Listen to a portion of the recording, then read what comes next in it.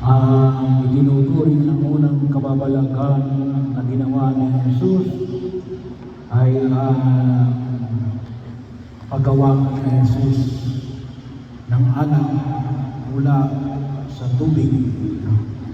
Isa po sa pinakamahalagang bahagi na kultura ng mga Hudyo ay yung alam. Bilang bahagi ng kultura, ngunit ng kanilang mismong buhay.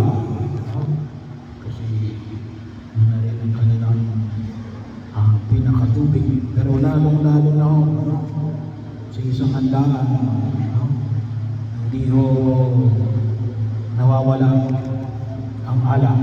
Kahit nga kumisan sa pang-ordinaryo nilang pagkilos, ang pang-araw-araw nilang pamumuhay, ay yung anak. So sa bahayag mo kung saan ito yung unang kababalaghan na ginawa ni Jesus. At the request of His mother. Bahagi yun na pinaalala sa atin na yung ugnayan ni Jesus at ni Maria. Hindi ko kasi maintindihan iba natin mga kapatid na hindi Katoliko yung pakipag-ugnayan natin kay Maria in relation to Jesus. Naalin, yung kanyang pagnanais at pagkilala sa kapangyarihan ni Jesus. Kaya anong sabi niya? Gawin ninyo ang anumang ipinag-uutos niya. Pagkilala na itong si Jesus na kanyang anak at ang ating Panginoon ay hindi pababayaan na itakasal na ito bagong kasal ay sa kanilang handaan mawalan sila ng anak. So bahagi yun, mauubusan sila ng anak. Kaya pagtitiwala si Maria ni Maria kay Jesus na rin, hindi tayo pababayaan ng ating Diyos. Kaya yun din po naman huwag natin kalimutan sa paimintuho natin sa mahal na Birhen Maria. Hindi lang po sa anak, itong sinaanak ito pero maaaring kasama na rin yung tinatawag natin ngayon, inilog natin sa napanang kapal. Na kung makikita rin natin, ay bahagi ng ministeryo ni Jesus. Yung pagpapagaling sa mga may sakit. Bahagi hindi lamang mo ito, lalong hindi lamang mo ito sa pagkilala ng kanilang kapangyarihan ng Diyos, dapat sa kapangyarihan ng kalikasan. Kasi sakit, alam naman natin ang anumang uri ng pagkabati natin yung forma ng kasamaan ay pumasok tawa ng kasalanan. Kaya nawang makita rin natin isa yun sa mga paanyaya na binigay na kapangyarihan na Jesus sa kanyang mga alagad. Pagalingin ninyo ang mga may karamdaman. Kaya nga sabi ko ay isa o sa huwag natin kalimutan na may mga sakramento tayo na nagpapagaling sa mga may sakit. Sa bahagi ng natin, pero hayaan po ninyo na ulit-ikuli yun. Yung sakramento na banal na misa. Sabi na natin, may sakit kayo, may karamdaman kayo, magsimpa kayo every Sunday. Sinasabi na sa natin, sa isang salita mo lamang ay gagaling na ako. momento yan ng pagkapagaling. At yung ating paring hamon, kung minsan mas, sabi nga natin, mas paniwala pa tayo sa mga albularyo, kaysa sa biyaya na yung pinagkakaloob sa ating ng mga sakramento. At sabi ba, may danger yung may nagpapagamot sa mga albularyo, may danger yun. Hindi lang mo nagdahil sa sinasabi natin na ito ay nabag sa utos ng Diyos, sa unang utos ng Diyos. Pero alam mo, kapag nagbigay yung hindi galing sa Diyos, palagi yan ay maninigay. Yung biyaya ay binibigay ng Diyos, ang tawag na natin ay biyaya, grasya. Pero kapag hindi yan galing sa Diyos, sisingilin at sisingilin ka yan.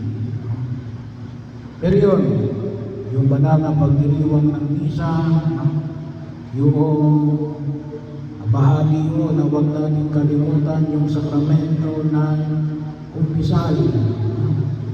Mayroon nung pagkapagaling yan kasi bakit hinihilong tayo ng ating mga sugat, spiritual at physical. So bahagi mo, kaya po kung minsan, baka hindi tayo napapagaling, ay gawa na tayo ay may mga kasalanan na hindi pa din kumumpilan. At pangatlo, of course, yung pagkapahid ng langis sa mga may sakit. Yan ang sabi natin, yung mga nagkakagal ko ng surgery, magpapahid kayo sa mga kasi para rin, kung recovery, bahagi yun ay inululog natin sa pagkapahid ng langis. Hindi lang mo para magkaroon tayo ng kapanatagan ng kalooban sa kagustuhan ng Diyos, pero ay kaakibat din po dyan yung rin pagpapagaling sa mga may sakit. Pero yun, pagtitiwala sa Diyos na kaakibat ng ating pananampalataya ay alin, nais ng Diyos na gumaling tayo sa ating karamdaman. Para saan? Para tayo makapaglingkod pa sa Diyos at sa kapwa. Bahagi mo yun. Huwag natin kalimutan. Pero sabi nga ako namin, ng actively, pagaman ko kahit na may sakit, sabi nga ako natin, kahit na may sakit kayo, mayroon kayo sa inyong mga higaan, karamdaman, yung mga nakalabay, kung may kayo sa prayer.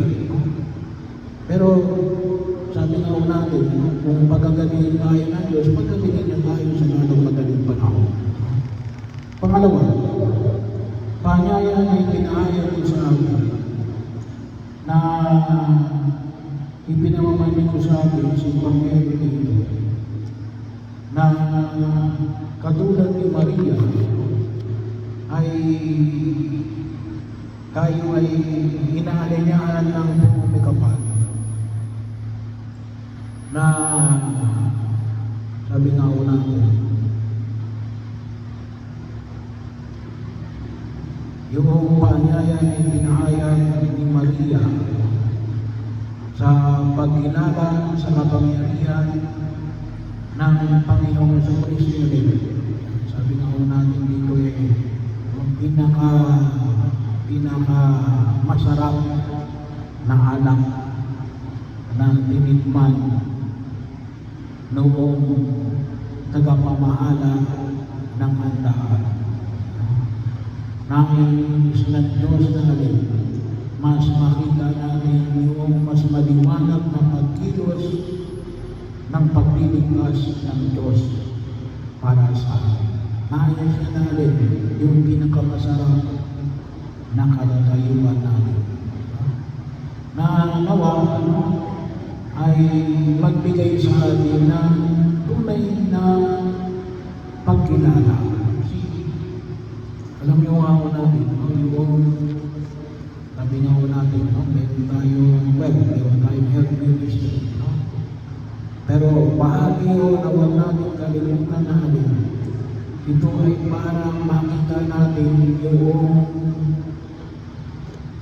pagkaangat natin, kahit na o yung mga may sakit na alin, nang maging bahagi nito ng ministeryo ng simbahan.